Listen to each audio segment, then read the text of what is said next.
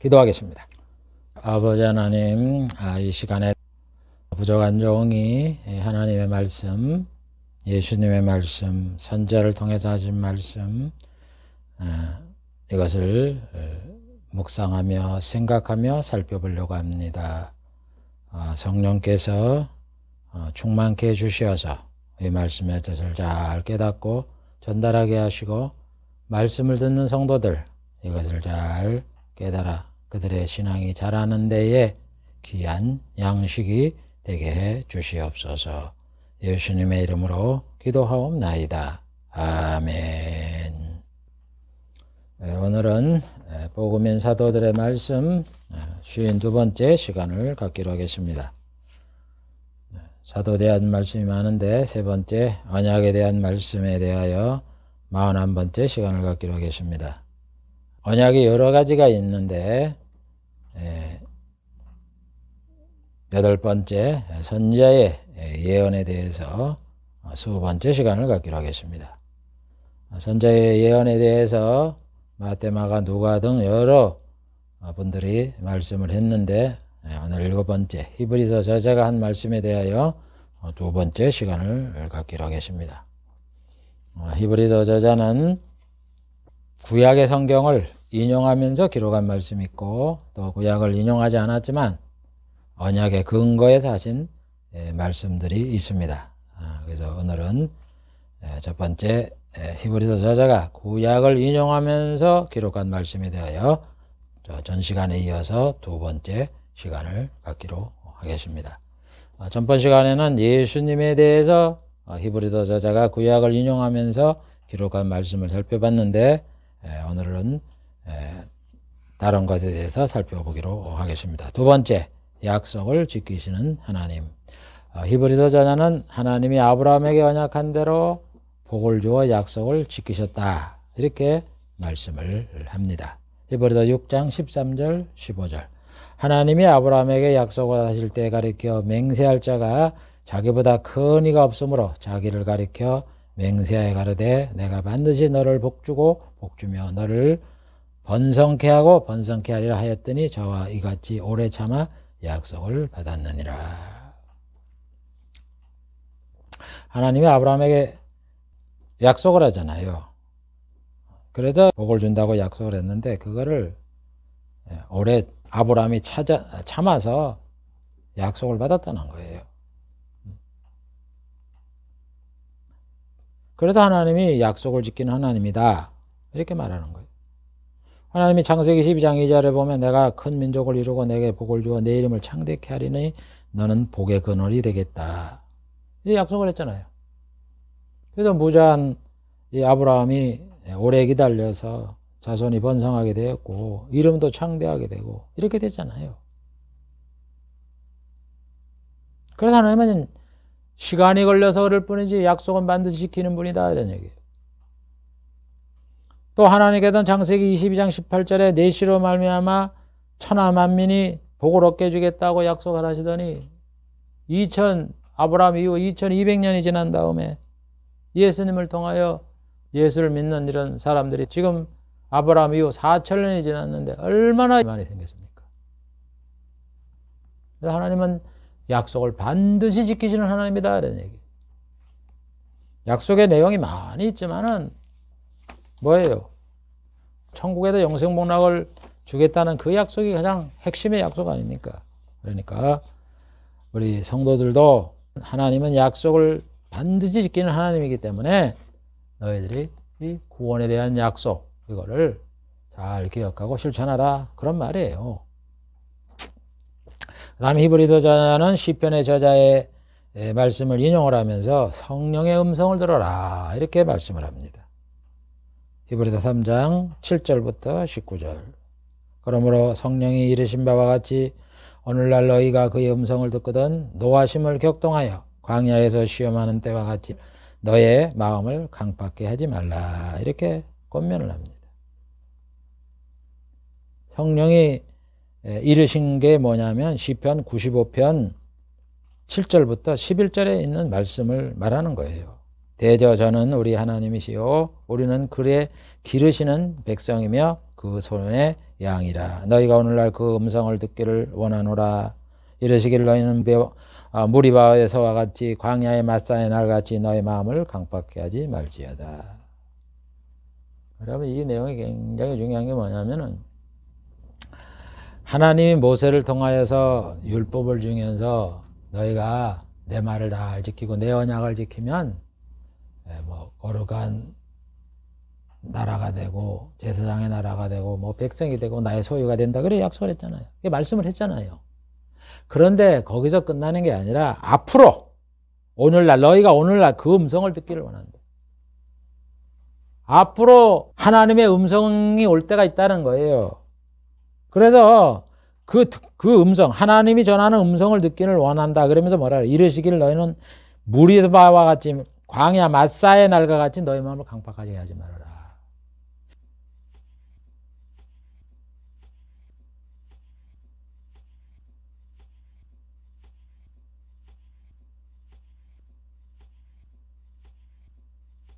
이스라엘 백성이 모세 율법을 지킬 때 그거를 지켰습니까? 안 지켰습니까? 못 지키고 10번 뭐 의심을 하고 그랬잖아요. 그렇게 하지 말라는 거예요. 앞으로 말씀을 하나님이 전하면. 그게 하나님이 전하는 말씀이 뭐예요? 예수님이 오셔서 전하는 복음의 말씀이 하나님 말씀이지 뭐예요? 그걸 얘기하는 거예요. 성령의 음성을 들으라는 것이. 그래서 히브리서 3장 7절부터 19절. 그러므로 성령이 이른 바와 같이 구약에 말했잖아요. 오늘날 너희가 그의 음성을 듣거든, 하나님의 음성을 듣거든 광야 마사의 날과 같이 너희 마음을 강팍하지 말게 하라. 이러네. 모세 율법을 받을 때 이스라엘 백성이 그 말씀을 안 지켜서 광야에서 가나안 땅에 못 들어가고 다 죽은 것처럼 이제 오늘날 신약 시대에 이 성령이 주시는 이 음성, 예수님을 통해서 준 이 복음의 음성, 또 올라가신 다음에 성령을 통해서 우리에게 주는 이 복음의 말씀, 이거를 강팍하게 하지 말라는 거예요. 복음을 들으라는 거예요. 복음. 그래서 여러분, 하나님께서는 모세에게 율법을 주면서 내가 뭘 지키라, 십계명을 지키라 이러면서 그 말을 다 지키면 내가 땅에다 잘 되고 이 약속을 했지만은 말이죠. 하나님께서는 모세를 통해서 너의 백성 중에 나와 같은 선자를 세울 것이니 너는 그의 말을 들으라고, 예수님의 말씀을 들으라고 얘기를 했잖아요. 그거를 똑같이 말씀하는 거예요. 율법을 지켜야 되지만 예수님 오실 때까지는 율법을 지켜야 될 거 아니에요. 가만히 있습니까? 그래서 예수님 오실 때까지 율법을 지키라고 얘기한 거고, 죄를 깨닫게 한 거고, 기간을 1500년 동안 준 거고, 예수님이 온다면 예수님 믿어라 이런 얘기잖아요. 그래서 시편은 그거를 계시를 받아서 그 율법을 들었지만 오늘날 또다시 하나님의 음성을 듣기를 원하노라. 그때 음성을 줄 때 너희는 무리바에서와 같이 광야 마사의 날과 같이 너희 마음을 강팍하지 말라. 이렇게 말씀하는 거예요. 앞으로 예수님이 오셔서 하나님 말씀을 전하면 그걸 들으라고 이렇게 권면의 말씀을 하는 거다 이런 얘기예요. 이해되셨어요? 이게 모세에게 하나님이 얘기한 거 똑같다 이런 얘기예요. 율법을 다 지키라 그러면서 이걸 다 지키면 뭐 떡광줄에 복을 받고 뭐 들어가나 나가나 복을 받고 해주겠다고 말씀을 하시면서 너와 같은 선자인 예수님의 말씀을 들으라. 이렇게 두 가지를 말씀했잖아요. 근데 예수님 뭐라 그랬어요? 율법은 내가 완전케 하라 그랬다 그래갖고는 안식일도 뭐 이래야지, 동물 제사가 아니라 나를 믿어야 된다고, 구원받는다고, 나를 믿으면 영생을 얻는다고 이러니까 율법하고 대시되잖아요. 어느 게 진짜냐 이거요. 예수를 믿는 게 진짜다 이런 얘기예요. 그거를 히브리서 저자가 말씀을 하는 거예요. 복음이 진짜다 이런 얘기죠. 본질이다. 그 다음에 히브리서 저자는 예수님과 성도는 형제지간이다 이런 얘기예요. 그러니까 둘이 다 하나님의 아들이 된다 이런 얘기예요. 그래서 시편에 그거를 인용을 합니다. 히브리서 2장 11절부터 12절에 보면 거룩하게 하는 자와, 거룩하게 하는 분이 누구예요? 예수님이 우리를 거룩하게 하잖아요.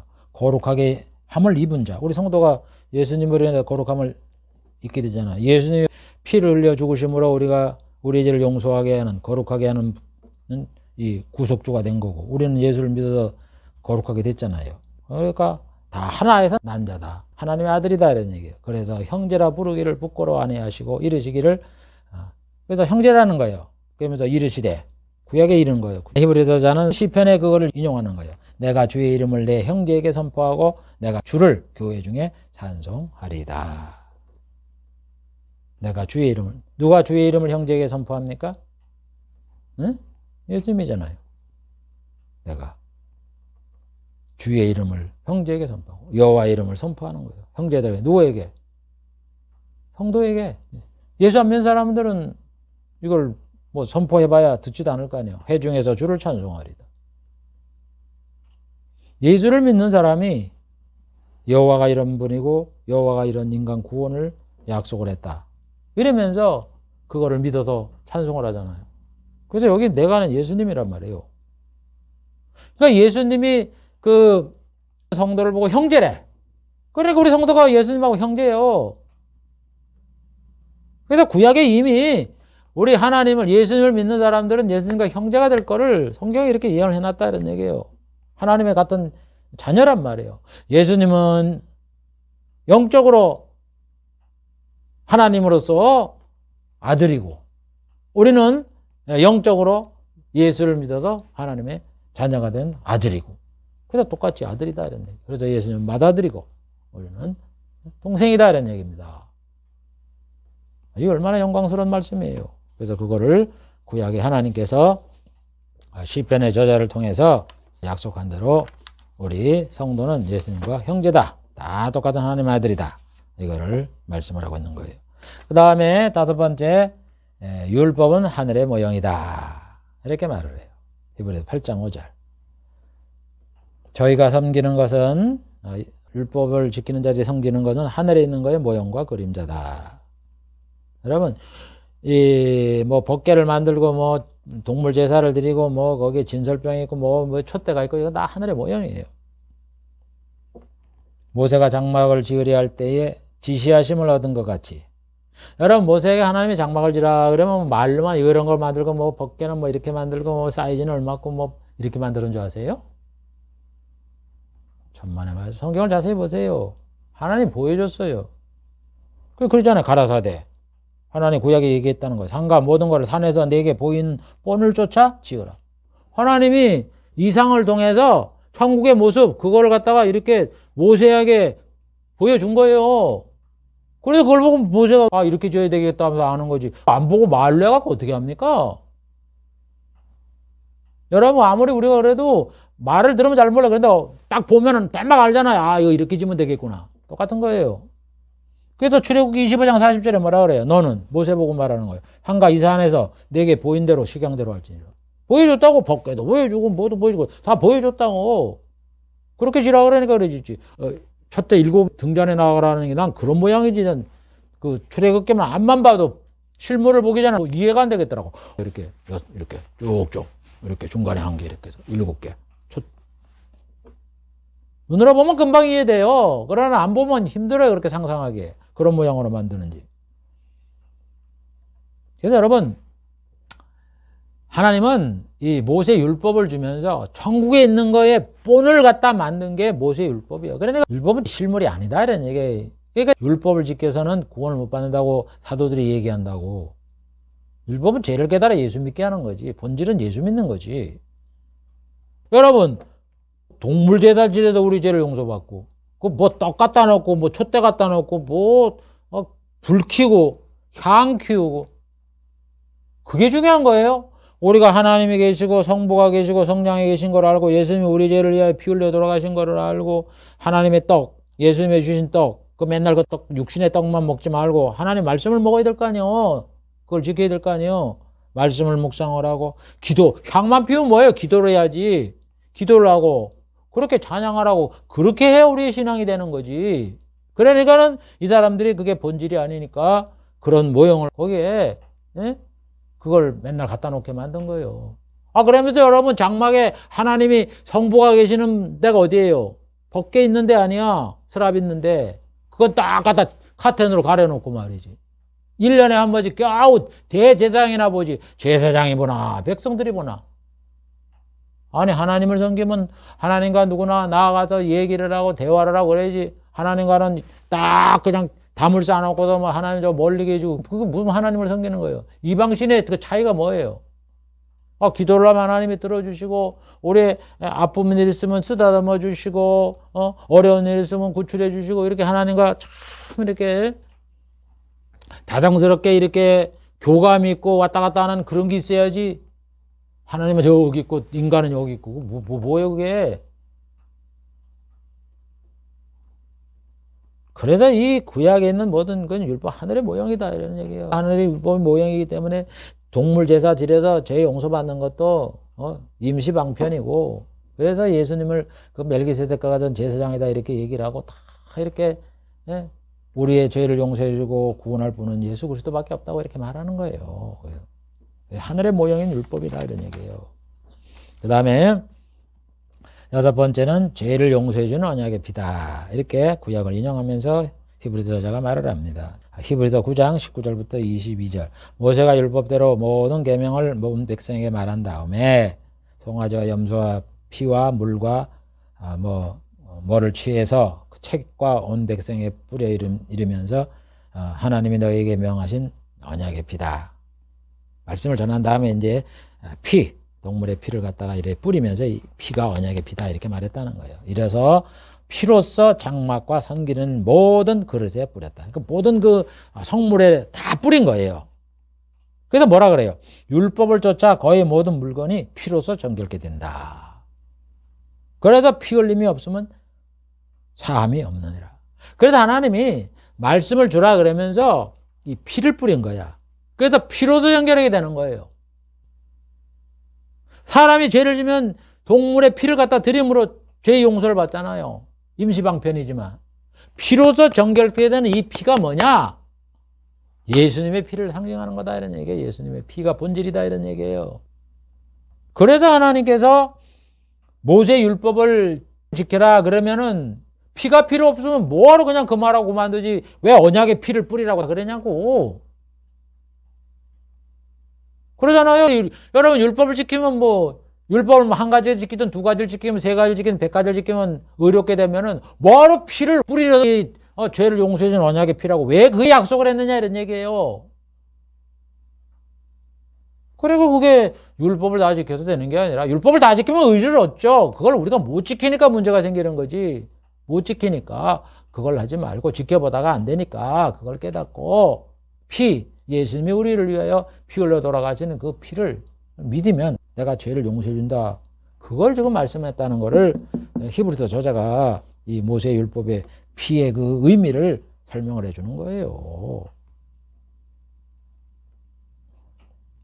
그래서 출애굽기 24장 8절에 모세가 그러잖아요. 피를 취하여 백성에게 뿌려 가르되 이는 여호와께서 모든 말씀에 대하여 너희와 세운 언약의 피다.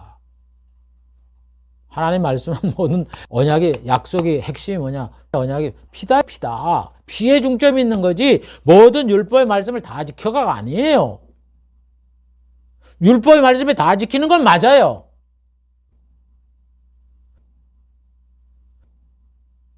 그러나 한두 개 지켜서 그걸 지켰다고 제사장이 있고 무슨 안식일을 몇 가지 지킨다고 그게 여러분들의 의를 받았다는 그게 아니다 이런 얘기예요. 본질이. 그래서 예수님이 새 언약을 세울 때 이게 언약의 피다고 얘기하잖아요. 하나님이 모세를 통해서 죄를 용서해 주는 피를 통해서 죄를 용서해 주는 언약의 피다고 얘기를 하잖아요. 다음 7번째, 히브리서 저자는 언약을 부정하면 심판을 받게 된다. 이렇게 구약을 인용하면서 말씀을 해요. 히브리서 10장 27절부터 31절. 모세의 법을 폐한 자도 두세 증인을 인하여 불쌍히 여김을 받지 못하고 죽었거든. 여러분 모세의 법을 폐하면 주세증을 통해서 죽잖아요. 긍휼을 못 얻잖아요. 하물며 하나님의 아들을 밟고 자기를 거룩케 한 언약의 피를 부정한 것으로 여기고 은혜의 성령을 욕되게 하는 자의 받을 벌이 얼마나 더 중하겠느냐. 그런데 하나님의 아들이 예수님이 구주라는 십자가에 못 박아 죽은 예수님도 안 믿고 또 예수님이 피 흘려서 우리 죄를 용서해 준다는 이 하나님의 아주 엄중한 이 약속의 말씀을 부정을 하고 또 성령께서 오셔서 우리를 예수 믿게 하고 구원받게 하는 이 성령의 역사를 부정하면은 욕되게 하면은 모세의 율법도 사람이 전한 율법도 어기면 그런 벌을 받는데 하물며 성부 성자 성령의 그 거룩한 뜻을 어긴 자의 받을 벌은 얼마나 더 중하겠느냐. 그래서 지옥 형벌 가는 거예요.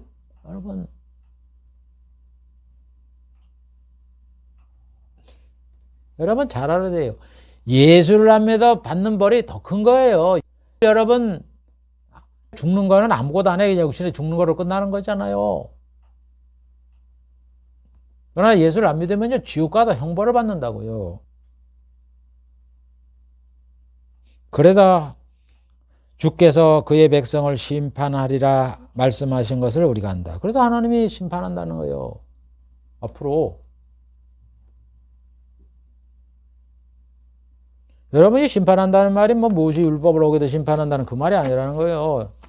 예수 그리스도가 복음을 전해서 그걸 안 듣는 자를 내가 심판하겠다. 그게 그리스도의 심판대, 백부자 심판대를 얘기하는 거예요. 그런 뜻으로 말을 했다는 거예요. 신명기 32장 35, 36. 보수는 내 것이라. 그 잘잘못을 판단하는 것은 하나님이 하는 거래요. 그들이 실족한 때에 갚으리라. 그래서 그들이 환난을 당할 때가 가까우니 당할 그 일을 속히 임하리로다. 그래서 하나님의 심판대가 있다고 신명기 32장 35, 36절에 말씀한 이 말씀이 뭐예요? 우리에게 언약을 부정하면 심판을 받는다. 이런 얘기. 율법을 안 지켜서도 심판을 받는데. 그래서 여러분 이 말씀대로 이스라엘 백성이 율법을 안 지켜갖고 바벨론의 포로를 당하고 아수르의 포로를 당하고 그랬잖아요.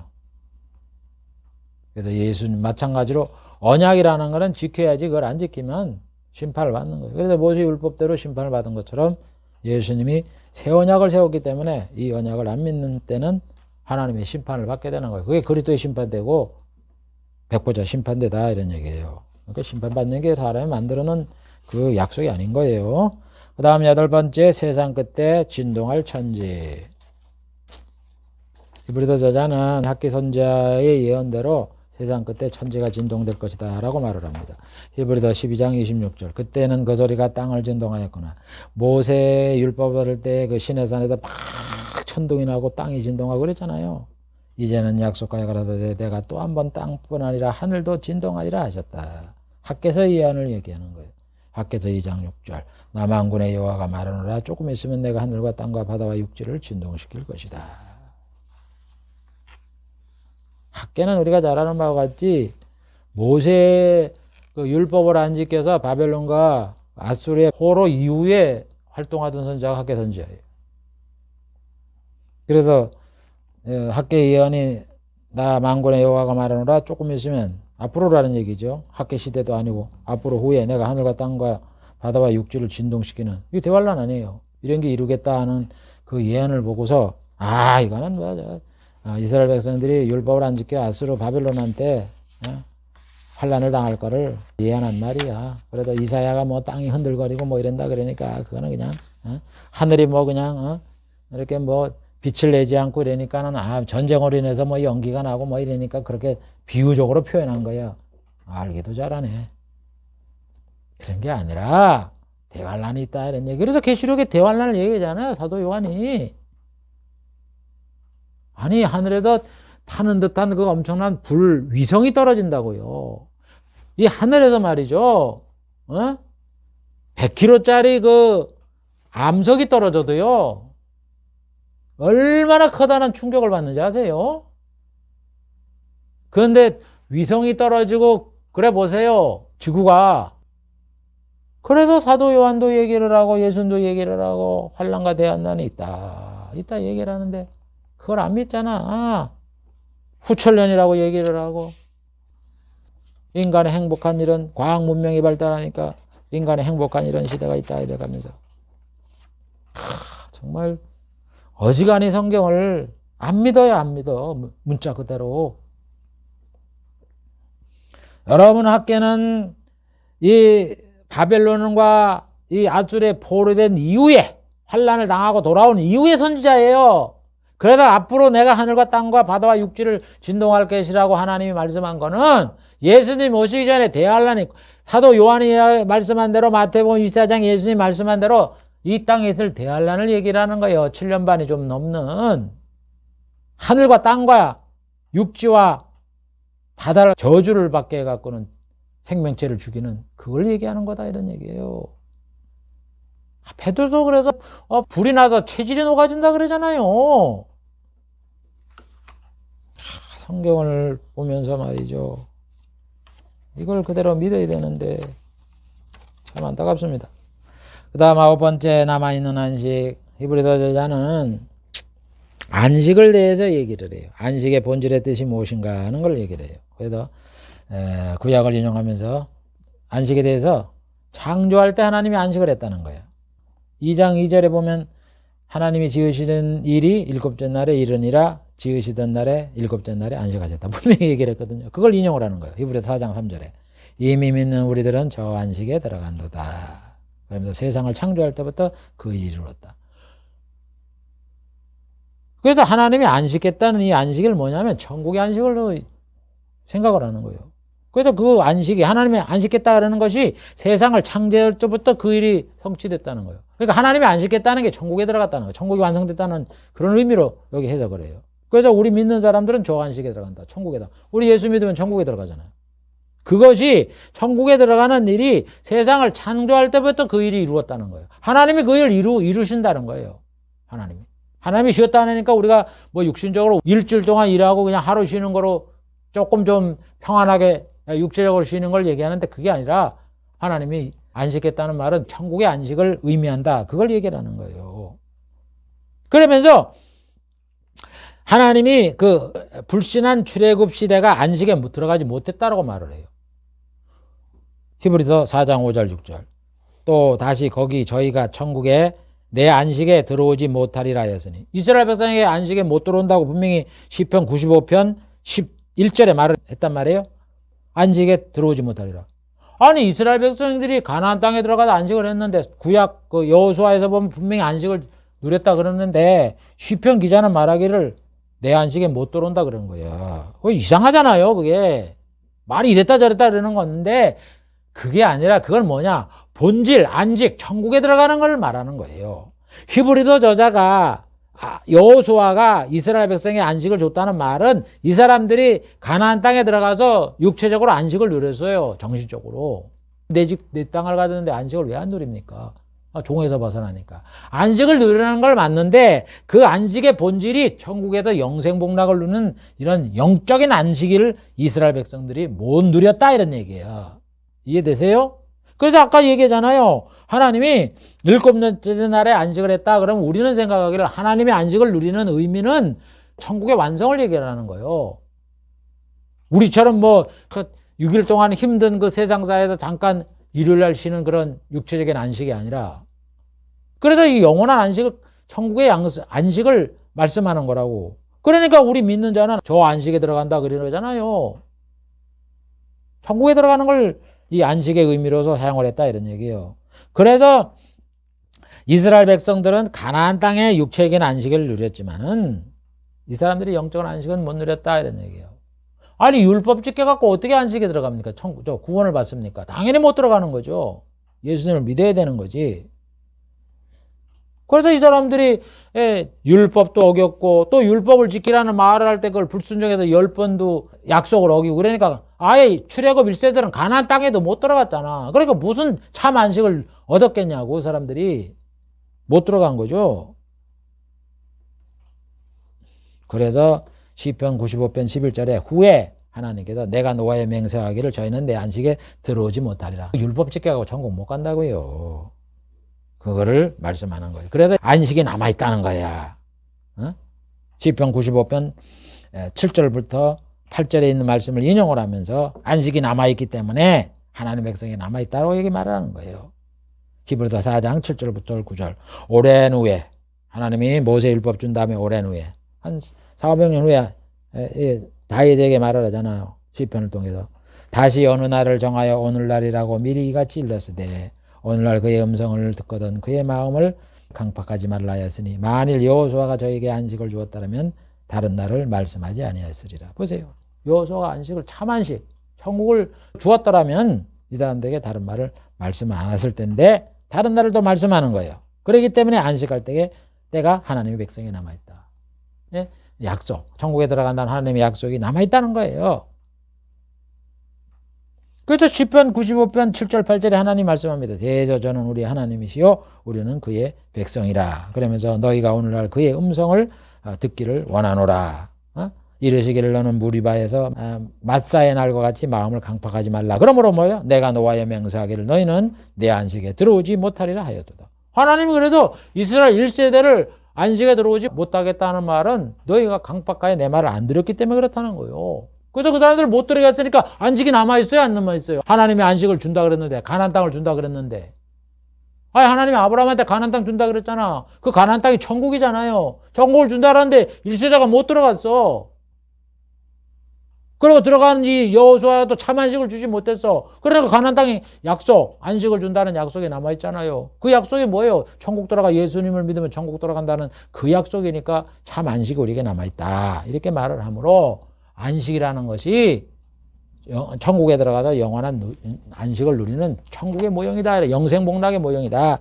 이런 뜻으로 히브리서 저자는 복음적으로 이거를 해석을 하는 겁니다. 다음 10번째 히브리서 저자는 이 구약을 인용을 하면서 실천적인 면에 또 권면의 말씀을 하고 있어요. 그러니까 구약에 있는 말씀이 구약시대 이스라엘 백성에게만 주는 권면이 아니라 신약시대 성도에게 주는 권면이다. 이런 뜻입니다. 히브리서 저자는 하나님의 징계를 소홀히 여기지 말아라. 이렇게 솔로몬의 말씀을 인용을 하면서 권면을 해요. 히브리서 12장 5절부터 7절까지.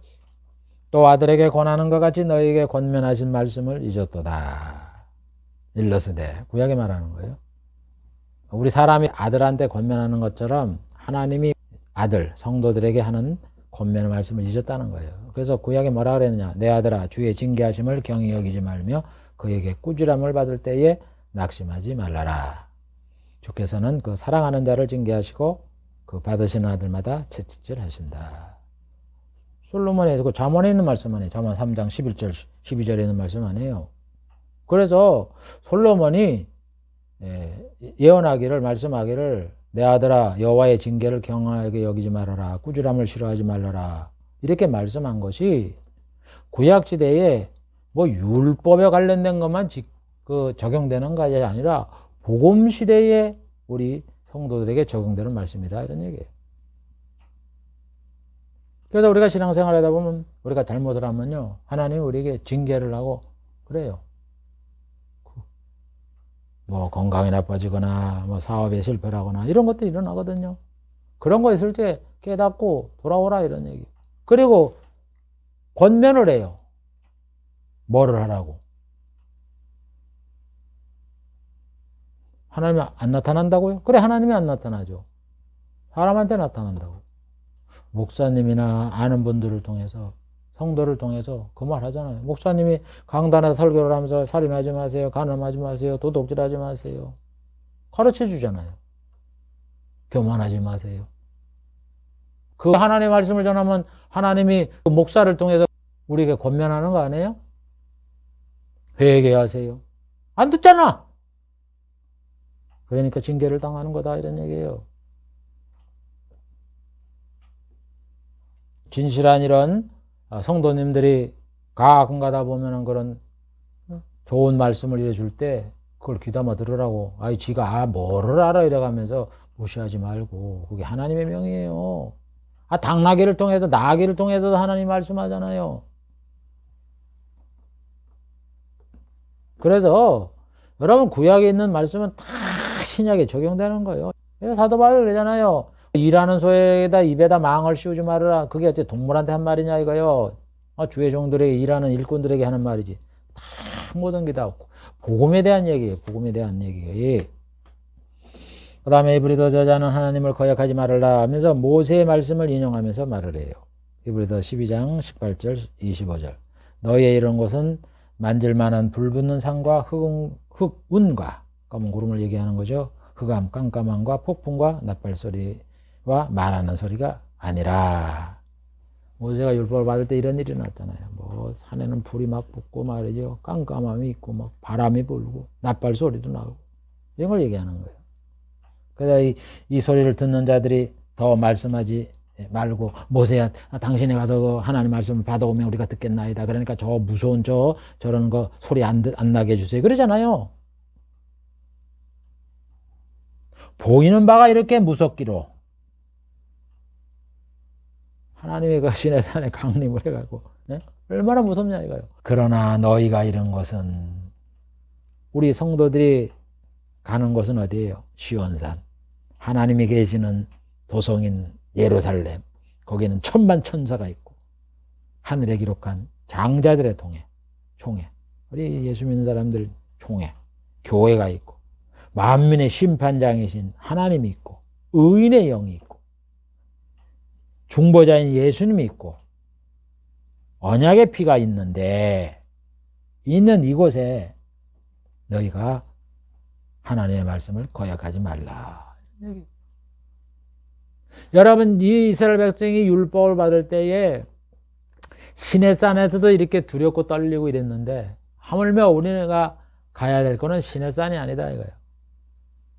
천국에 하나님의 그 계시는 그 앞에 면전 앞으로 갈 것인데 하나님의 경고를 배반하면 되겠냐는 얘기예요. 그러니까 여러분 눈으로 보이는 모세가 율법을 받을 때 시내산의 이 모습과 우리가 지금 예수를 믿음으로 하나님 앞에 갈 거를 생각을 하면요 어느 걸 더 무서워야 돼요. 우리는 모세의 율법에 막 껌껌한 흑암이 있고 막 산에 불은 타고 막 폭풍이 불고 나팔 소리가 들리면 그게 더 무서워갖고 와 무섭겠다 그러면서 하나님 앞에 갈 거는 전혀 무섭게 여기지 않잖아요. 그게 바로 영적으로 잘못되어 있는 거예요. 우리는요 그 눈에 보이는 그것보다도 더 엄청난 하나님 앞에 하나님의 안전에 하나님의 눈앞에 들 사람이에요. 얼마나 두렵고 떨림을 가지고 우리가 하나님 말씀을 경성하고 그걸 지키고 우리가 경외해야 되고 두려워해야 되고 그래야 되는데 그런 게 없다 이런 얘기예요. 여러분 하나님의 사랑의 하나님이라고 그렇게 태평스럽게 자기가 죄를 짓고 그런 경외심이 없습니까? 왜가 뭐예요? 왜가 한문으로 써서 모르나? 두려워할 외자예요. 그 경외라는 게 공경하고 두려워라는 거예요. 두려움으로 공경을 하는 거지. 그렇게 버르장머리 없이 막 하라는 얘기가 아니에요.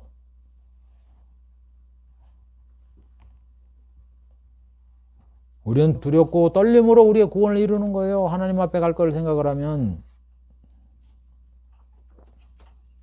그 다음에 히브리서 저자는 하나님이 함께하니 두려워하지 말아라 이렇게 모세가 한 말씀을 인용을 하면서 말을 합니다.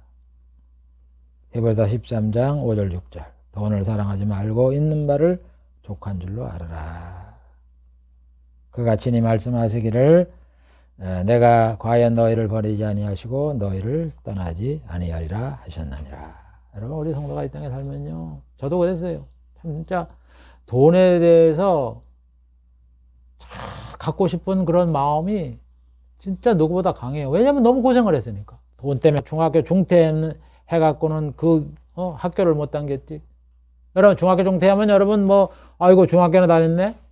국졸이에요. 국졸. 검정고시 다시 해야 돼요. 중학교 거 3년 한 거 다 헛땅치고 3학년 3기분 4기분 2기분 못 냈어요. 7천 몇백 원이에요. 그거 못 냈다고 3년 된 거 다 인정을 해줍니까? 그래서 저는 중졸 검정고시 고졸 검정고시 그래도 대학 들어간 거예요. 배고프고 돈 없어도 학교에서 쫓겨나고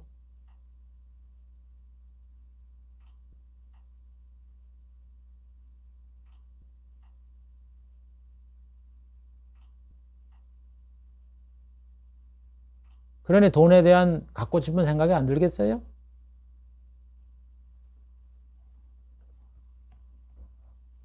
그런 게 있더라도 돈을 사랑하지 말라는 거예요. 그거 준 그대로 족한 줄 알아라는 거예요. 그러니까 내가 학교 안 다닌 것도 족한 줄 알아라는 거예요. 배고파서 먹지 못하고 굶고 쫄쫄 굶고 돈 없어서 뭐 못하고 이런 거 그냥 족한 줄 알고 살아라는 거예요. 여러분 하나님의 말씀은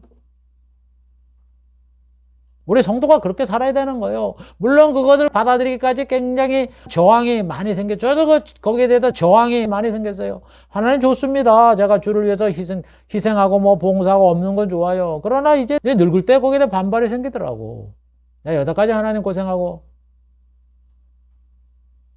요즘도 여러분 저 솔직히 뭐 돈 10,000원 이러 쓰는 거 겁이 나요. 막 못 써요, 저 나가면 겨우 짜장면 사 먹어요. 짜장면도 싼 거. 남 한 6, 7천 원 가면 3,000원짜리 이런 거 사 먹어요. 이발도 여러분 뭐 가도 몇만 원짜리 안 해요. 무슨 뭐 클럽, 남성 클럽 이래갖고 6,000원짜리 해야지. 돈 그렇게 쓰기가 굉장히 짜요. 목사가 참 보면은 목사의 자질이 없어, 목사가. 그러니까 목회를 못 해. 내가 봐도. 그럼 내가 그런 걸 어떡할 거예요?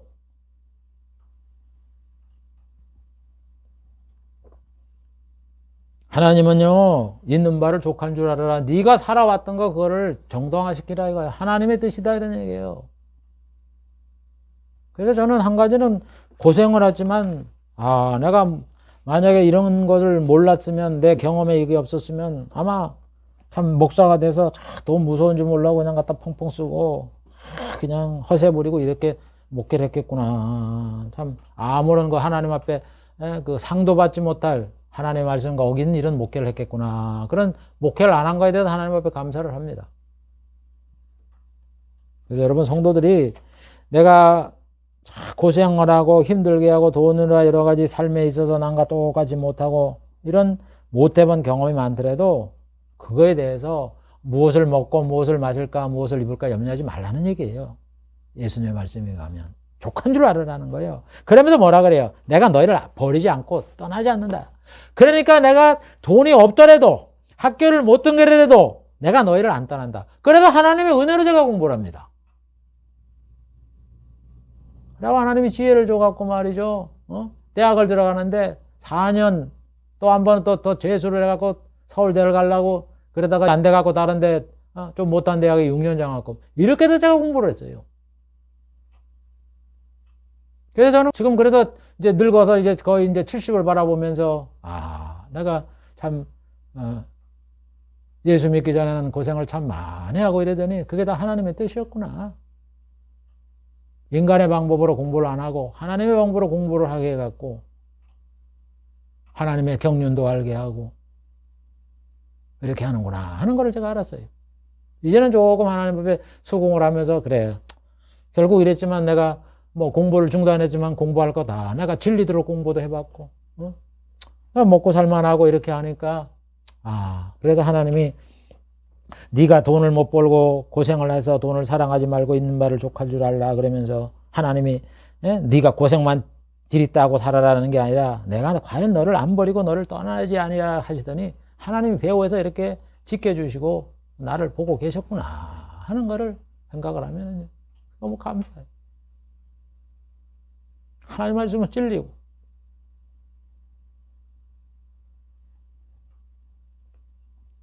그래서 여러분 성도가 이 땅에 살 때 우리가 어려움을 당하고 고생을 하면은 정말 하나님도 나를 안 도와주시는구나 하고 절망하고 낙심할 때가 있어요. 저도 뭐 목사인데도 낙심을 했으니까. 낙심하지 마세요. 일어서세요. 낙심하지 말라고 안 하겠어요. 저도 낙심을 했기 때문에. 저도 다 포기해버리고 이거 뭐 너무하다. 내가 세상에서 복을 받고 영화를 누리겠어. 권세를 누리겠어. 명예를 잡겠어. 기본적으로 내가 조금 궁핍하지 않게 좀 나눠주고 흩어주고 이렇게 하려는 그것 자체도 하나님 막으시는구나. 그렇게 되니까 진짜 살맛이 안 나더라고. 하나님 진짜 그랬어요. 이제 나 데려가세요. 나는 이 세상에 살 그런 자신감도 없고 그런 목표도 사라졌습니다. 제가 그렇게 하나님 앞에 마음을 갖기도 했어요. 그러니까 성도들에게 그럴 때 있고 너무 낙심하지 마세요. 일어서세요. 일어서시라고. 다 하나님은 살피고 하나님은 함께 하세요. 안 버리십니다. 노예 걱정이 되고 뭐 걱정이 되고. 저는 진짜 평생 근심 걱정 가지고 살았어요. 예수를 믿으면서도. 그래서 예수님이 뭐 가시덤불에 뿌린 씨가 보면은 뭐 세상의 염려 걱정 이런 것 때문에 그렇다 그러는데, 어릴 때부터 너무 그런 그 충격을 받아서 고생을 하고 그랬던 것들이 내 마음에 깊이 있어서 그게 안 벗어지더라고. 난 이러면 안 되는데, 그건 아는데 그게 안 되더라고요. 여러분들 어려움이 있더라도 하나님이 항상 함께 하신다, 안 버리신다 하는 것을 굳게 믿으시길 바랍니다. 그래서 구약에 보세요. 신명기 31장 6절, 너희는 마음을 강하게 하고 담대히 하라. 그들을 두려워하지 말아라. 그들에게 떨게 하지 말아라. 여호와께서 너와 함께 하실 것이다. 반드시 너를 떠나지 아니하며 버리지 아니하시리라. 응? 아무리 환경이 강하고 내가 김정은이 앞에 와 있었더라도, 내가 죽을 일이 있더라도 두려워하지 말라는 거예요. 그냥 죽으면 되는 거예요. 영화를 누리는 거예요. 여호수아가 뭐라 그래요? 평생에 너를 능히 당할 자가 없으리라. 내가 모세와 함께 같이 너와 함께 할 것이고 내가 를 떠나지 아니라 버리지 아니라. 아니 그 강대한 그 여리고족이 앞에 있고 말이죠. 얼마나 그 안악 자손들이 있는 이 가나안 땅이 강대합니까? 겉으로 보면은. 여호수아에게 네가 두려워하지 말아라. 하나님 내가 너와 함께한다. 결국 여호수아가 승리하잖아요. 시편 118편 6절에도 여호와는 내 편이시니 내게 두려움이 없나니 내게 어찌할꼬. 여러분, 아무리 없어도, 아무리 죽을 환경이라 할지라도, 정말 헤어날 수 없는 그런 환경이라 할지라도 하나님은 지켜줍니다. 저도 진짜 참 고생을 많이 했지만은 하나님이 지켜주더라고. 그래서 뭐 암에 걸려보기도 하고, 뭐 물질 고생은 말할 수 없고, 나는 가정에도 애들 중학교부터 애들 목회는 안 되고 그래서 포기했어요. 애들한테 그랬어요. 야, 나는 너희들 학교 책임 못 지겠다. 돈이 있어야 책임을 지죠. 등록금을 주죠. 그래도 지나가 보면요, 다 그래도 어떻게든 뭐 어떤 애는 쉬기도 하고 이랬지만은 결국 대학 졸업했잖아요. 다. 그래도 괜찮은 회사에 직장 생활하고. 지나가 보면은 우리의 못된 거를 다 보면 하나님의 은혜를 해준 거예요. 뭐 내가 돈을 벌어줬습니까? 학비를 줬습니까? 하나님이 그래도 이렇게 키우시더라고, 나 대신. 여호와는 내 편이에요. 여러분, 너무 이 세상에 고난이 많다고 너무 낙심 가운데 오래 계시지 말고 일어서세요. 시간이 됐기 때문에 히브리서 저자의 하신 말씀들을 정리를 할까 합니다. 히브리 저자가 구약을 인용하면서 하는 말씀을 보면은 하나님은 반드시 약속을 지킨다. 또 성령의 음성, 신약 때 예수님이 전하신 말씀, 사도들이 하신 이런 말씀, 이런 성령의 말씀, 새 언약 복음의 말씀을 들으면 강박하게 하지 말아라. 성도와 예수님은 한 형제다. 율법이라는 것은 모형이다. 복음의 모형이다. 그 다음에 예수님이 피를 흘린 이 피는 죄를 용서해 주는 것이다. 그러므로 모세의 율법을 어기면은 심판을 받은 것 같이 언약, 새 언약, 복음을 부정하게 되면은 하나님의 심판을 받게 된다. 그 다음에 세상 끝에는 예수님이 오기 전은 대환란이 있을 것이다. 그리고 하나님을 믿는 사람들은 안식이 남아있다. 참 안식, 영생복락이 우리에게 남아있다. 이걸 말씀하시면서 권면의 말씀도, 구약에 하신 권면의 말씀도 신약의 성도에게 적용이 된다면서 이거를 히브리서 저자가 말씀을 합니다. 그래서 하나님의 징계를 소홀히 여기지 말아라. 하나님을 거역하지 말아라. 하나님이 함께하니 두려워하지 말아라. 이렇게 말씀을 해요. 그래서 여러분, 이 구약에 있는 말씀이 다 구약 시대에 뭐 아브라함에게, 모세에게, 이스라엘 백성에게 하신 말씀이지만 맞아요. 그러나 거기에 머무르지 않고 다 신약 시대 성도에게 주는 말씀이다 이런 얘기예요. 그러니까 결국은 복음을 위해서 그 말씀을 하게 하시는 거예요. 그래서 2시간에 걸쳐서 히브리서에 있는 이 히브리서 저자가 구약을 인용하면서 하신 말씀을 살펴봤어요. 그래서 그 하신 말씀 다 예수 그리스도의 복음을 얘기를 하고 예수를 믿어서 참 안식, 영생 복락을 준다 하는 것을 이렇게 받은 은사대로 말씀을 한 것이 히브리서 저자다 하는 것을 살펴봤어요. 그래서 이제 이 히브리서를 살펴보면은 구약을 인용하지 않았지만 언약의 근거한 이런 말씀도 있는데 그건 제가 나중에 또 별도로 살펴볼 것입니다.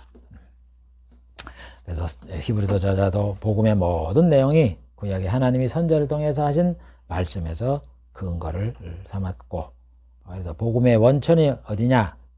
하나님이 선지자에게 하신 이 말씀, 하나님의 말씀에 원천을 두고 있다 하는 것을 우리가 잘 기억을 해야 될 것입니다. 기도하겠습니다. 하나님 아버지, 2시간에 걸쳐서 히브리 저자가 구약의 선자들이 하신 예언의 말씀을 해석한 것을 살펴보았습니다. 그 살펴본 내용대로 이 구약의 언약에 말씀한 내용들이 다 복음의 내용이 있다는 것을 말씀을 하시면서 예수님이 구주시고 예수님을 믿으면 죄를 용서해 주시고 우리를 참 안식, 천국에 들어가서 영생 복락을 주신다는 이런 내용이라는 것을 우리에게 말씀을 하면서 이 경고, 언약의 말씀을 이 등한히 여기지 말고 또 이스라엘 백성처럼 망령되이 여기지 말고 잘 귀담아 듣고 믿으라고 이렇게 말씀을 하는 것을 우리가 잘 기억을 하여 끝까지 주신 이 복음에 굳게 서는 그런 알곡이 될 수 있도록 하나님께서 복을 내리워 주시옵소서. 예수님의 이름으로 기도하옵나이다. 아멘.